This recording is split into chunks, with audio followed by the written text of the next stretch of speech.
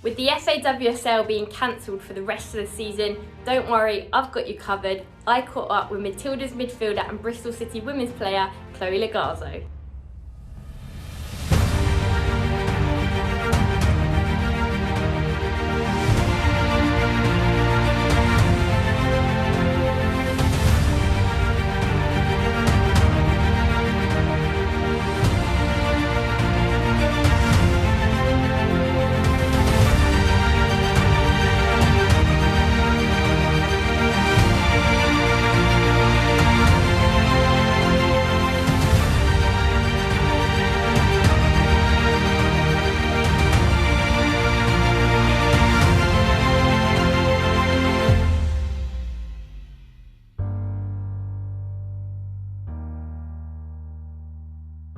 Hey.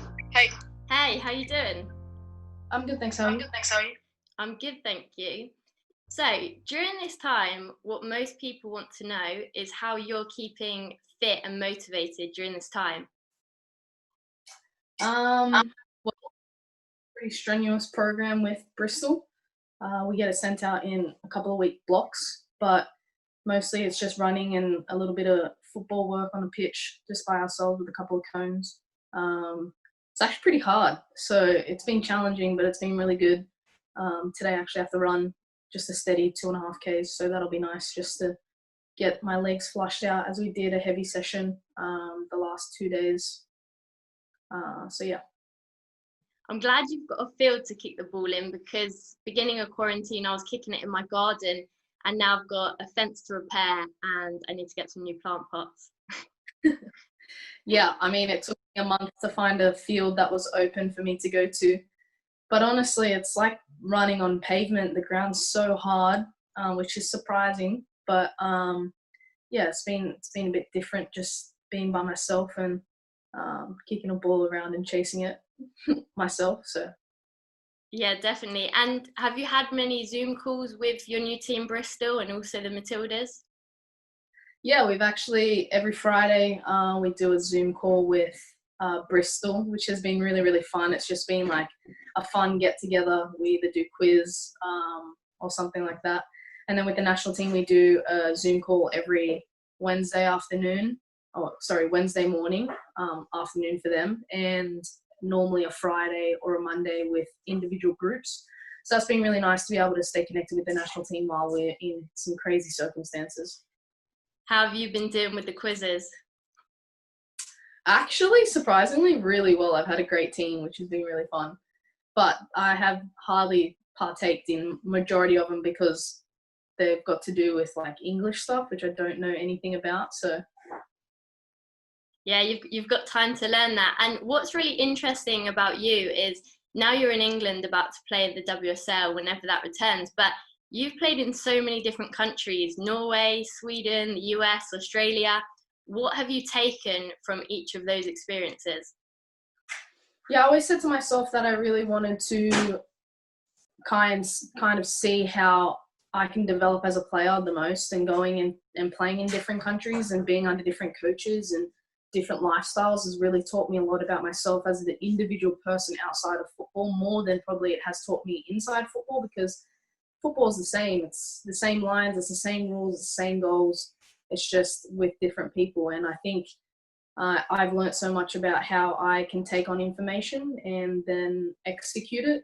So that's the biggest thing that I've learned about playing in all different countries and stuff like that. But I now that I'm a little bit older, I feel as if I want to settle down and find a club where I can stay for a long time, or at least a country that I can stay in, because it becomes so taxing when I have to become so come in, go sit on the couch.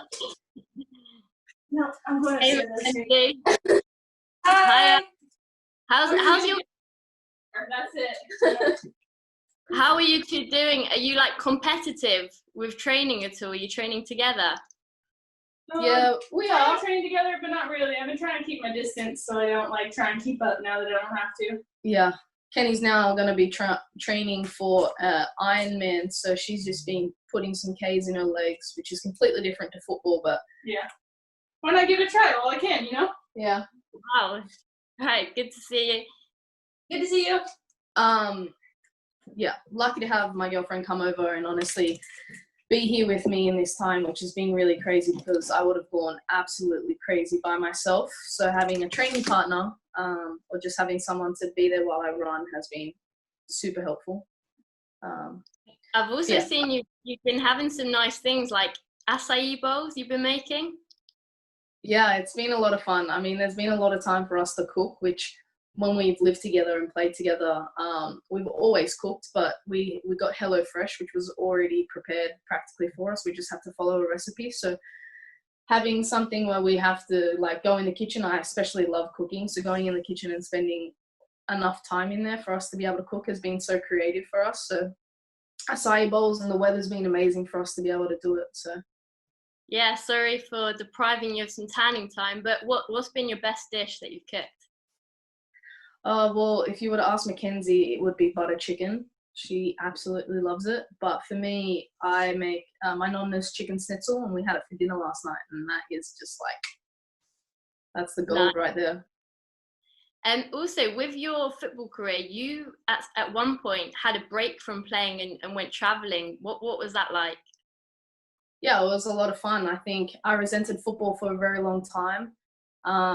After I didn't get picked for the World Cup team, and I wanted to do what any normal teenager wanted to do, which was like go out and party and travel and have a normal childhood, because most people don't realize how much time you actually give up in pursuing a career of being an elite athlete. And that also comes with the roles and responsibilities of working every single day, 7 days a week for 24 hours, because no matter what you do on the pitch or off the pitch affects how you're going to be an elite athlete. So having all the pressures of coming through the system at 14, 15, 16 and losing a lot of friends was really hard on me. So then when I was denied something that I had worked for 5 years, I really resented it. And I had 2 years off, and it was probably, at the time, was a lot of fun, and I was in a really dark place because of it. But now I look back, it was probably the best thing that had ever happened to me, because I now appreciate football in a different light while still having the experiences of what every normal teenager would have wanted to do, and still being able to come back. And I think it's changed me as a person, being able to be a role model to younger girls, because I have been on both sides of the system where it's been really, really good and also really bad. And I've like come out of it and still being able to have a positive outlook on life, and still being able to say you can do it no matter how you do it, if it's from a good place or a bad place, but it's still possible. And that's amazing, because fast forward some years, you actually, played in the World Cup in France. But not only that, I think it was about 100 days before you were injured. So, you had a different build up to the World Cup. But then that match against Brazil where you got player of the match and scored, did that just make it all worth it?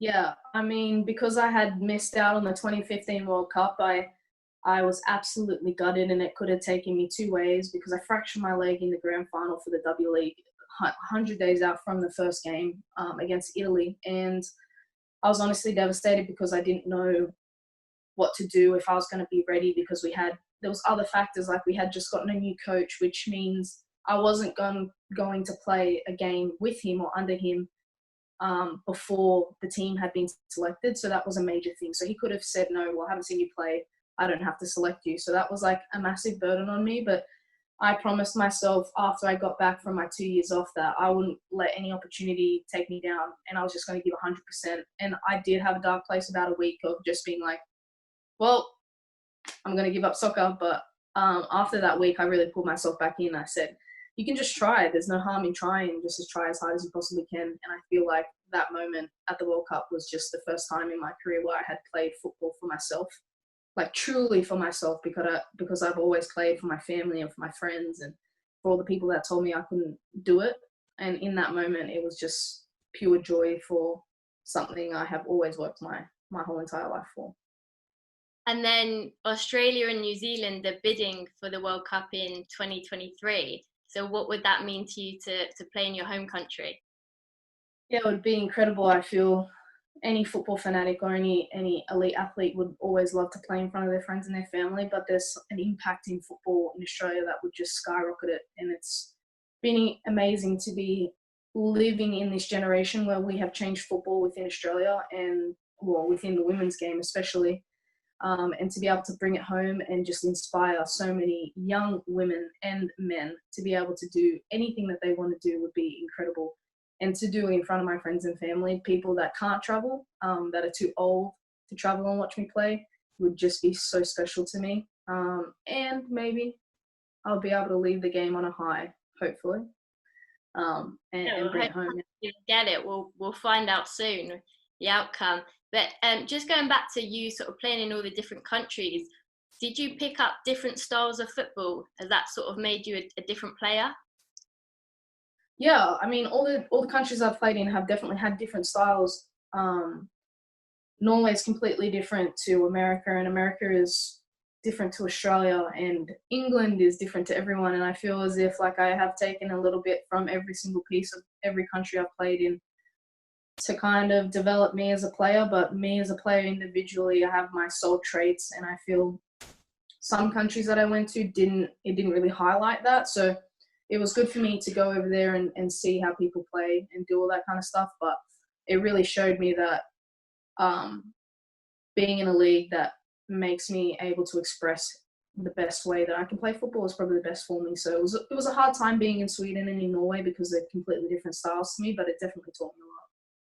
How would you describe your style? I would describe myself as a box-to-box player. That's probably the best way to describe it, which just means that I will run until I run everyone else into the ground. I'll just be the joining player, I guess. I've found within myself that I'm not an exceptional player with skill and everything like that. So I feel like my strength is just to be the supporting player that's always there, making sure that I'm making runs to open up different pockets for different players. And I enjoy that role because I know my limitations and I'm working on my weaknesses, which is really nice. So hopefully be able to bang in a few more goals and have a little bit more composure in front of goal. You've scored against the US, which not many people can say they have. I think a lot of teams and players are intimidated by them, but your team, the Matildas, don't seem to be phased at all.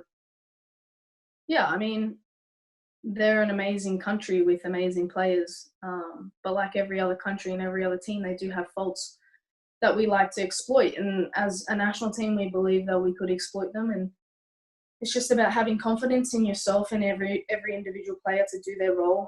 And I feel like the national team has so much faith in how we play and our roles and responsibilities